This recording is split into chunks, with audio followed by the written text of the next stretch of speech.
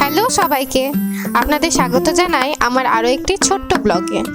ব্লগটি শুরু করার আগে সকলকে জানাই অনেক অনেক ধন্যবাদ আমার ছোট ছোট ব্লগগুলিকে এত পরিমাণের ভালোবাসা দেওয়ার জন্য। তবে আজকের দিনটা খুব স্পেশাল আমার কাছে।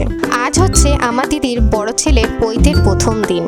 হ্যাঁ, সেই ছোট্ট চকো যাকে নিয়ে আমার ফেসবুক ফিড আর ইনস্টাগ্রাম ফিড সবসময় ভর্তি থাকতো। আজ তার 9 বছর পূর্ণ হয়ে গেল দেখতেই দেখতে। গায়ে হলুদের দিন সকালে পৌঁছে দেখলাম পরিবারের সবাই চলে এসেছে।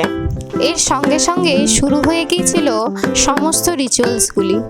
প্রতিদিন হয়তো পরিবারের সকলের সাথে দেখা করা হয়ে ওঠে না, তবে এই অনুষ্ঠান বাড়িগুলি থাকলে ভারী মজা হয় জানেন। কিছু মুহূর্তের জন্যই হয়তো, কিন্তু আবারও আমরা সবাই এক কাছে হয়ে যাই। সকালবেলা ব্রেকফাস্ট করতে গিয়ে দেখলাম রয়েছে গরম গরম ফুলকো লুচি আর ছোলার ডাল।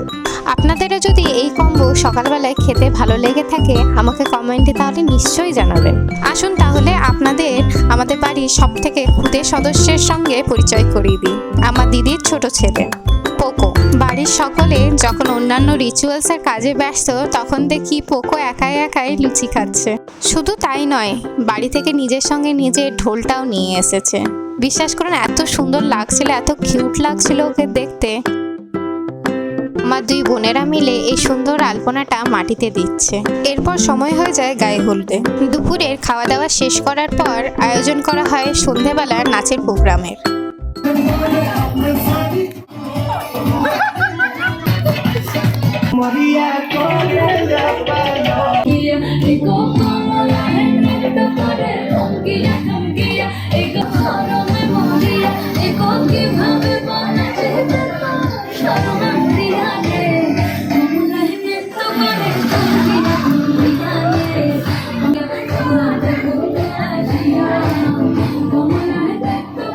এইভাবে নাচে গানে আনন্দে শেষ হয়ে যায় পুরো একটা দিন।